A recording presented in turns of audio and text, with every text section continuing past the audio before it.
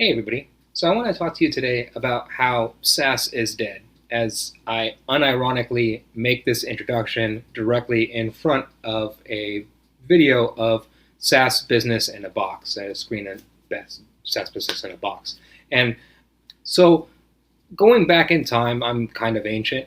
There was a period of time before the internet was monetized, and this was like a crazy world of like GeoCities and like penguins, and I don't know, it's crazy times. But so during this time, the internet was quite different. There was no concept of SaaS or anything like that had ever existed, right? Like paying like monthly for a service, like it was a crazy concept, and it was like, that's kind of how SaaS caught on, right? Because it was an interesting concept when it first started. It was like, well, pay like a cup of coffee a month, and that's it. And then it's like, it's just a cup of coffee a month, and it's like, who wouldn't do that? It's like, and then it's like, okay, and then it ends up being that like then you're paying $300 worth of SaaS products per month, and then that's like then it catches on from there and it goes right, and then it's like, okay, now you have a monthly portion of your bills towards like SaaS, like towards recurring services, monthly recurring fees, right? And then so within all of that, what I think is we're going to see the essentially the end of that, and then so I think that the reason why we have that is from Amazon, Jeff Bezos, and that business model, right? And then so how do like we monetize the internet is what came about. We're facing that same question now with like how do we monetize AI, but I think what we're seeing is that people are a lot smarter to that question now, and like I am betting on that AI will not be able to be monetized in the end. Like I think like you look at the situations around OpenAI, and then all of this fracturing and like a lot of investment going into big resource AI resources. I don't think like I am not investing dollars into AI research and development. I invest time and development time into it, but not like huge dollars, right? But so within that, I think what is going to happen more and more is that the technology is going to catch on more and more, but more and more people are going to be able to do what hasn't been done before. So the reason why SaaS has caught on, like why SaaS is big, is because it's a world where there's a barrier of entry to a lot of things, right? Like to building a web app or a mobile app or going on, like even posting something onto the Google store. Like all of this is built up off of barriers to entry where it's like not like you can't just like walk off the street and do it. But what AI is doing is like eliminating those barriers to entry, and it's very good at that. Like it goes through and it will knock those barriers to entry out. But there's no like how do you monetize knocking out barriers to entry? It's like you can't really do it, right?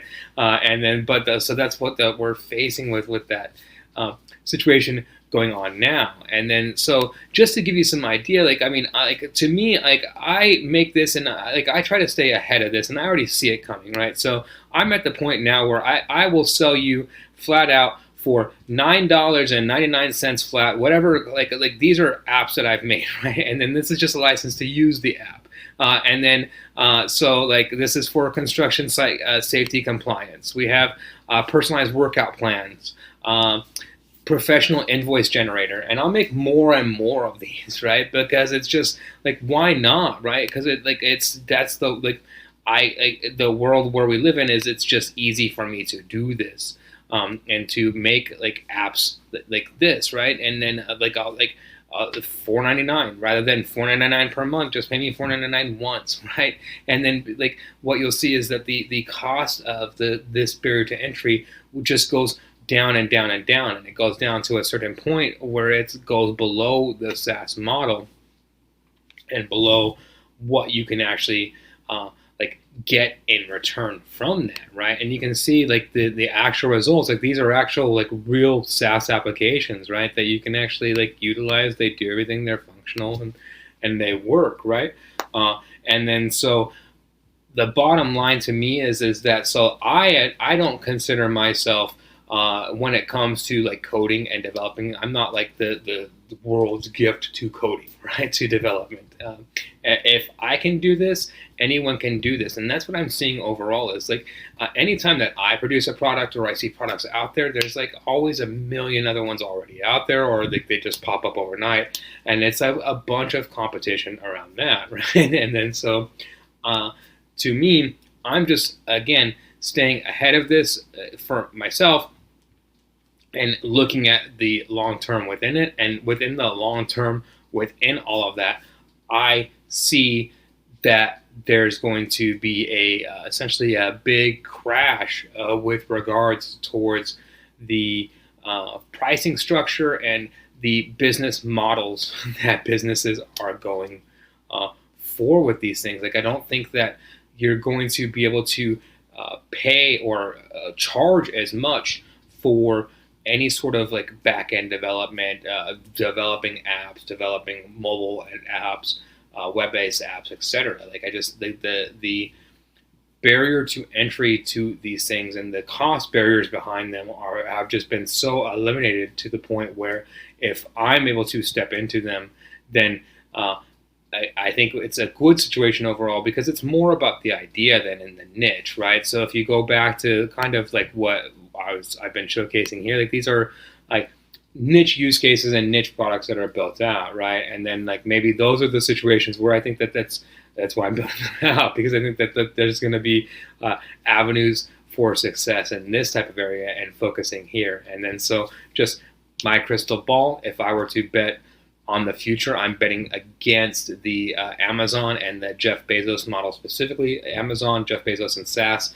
Like, I think that they're going to get creamed in the let's call it the AI revolution, like volume 4. That's still like in its infancy and going forward. And as that plays out, even if there's like cratering within the like generative AI market and the space and all of that, like in the short term, which I think like could happen, and a lot of people make those arguments overall. I don't think that this impacts this overall. Like, I think that the AI is here to stay overall, and the use cases for it eliminate barriers to entry enough with regards towards the applications and what the infrastructure that has been built out around this. We'll call it the Web 2.0, Web 3.0, and I think that we're taking a wrecking ball right now to Web 2.0 and 3.0, and that's what's going on, and will continue to go on. If you like this type of content, please like and subscribe. Thank you very much.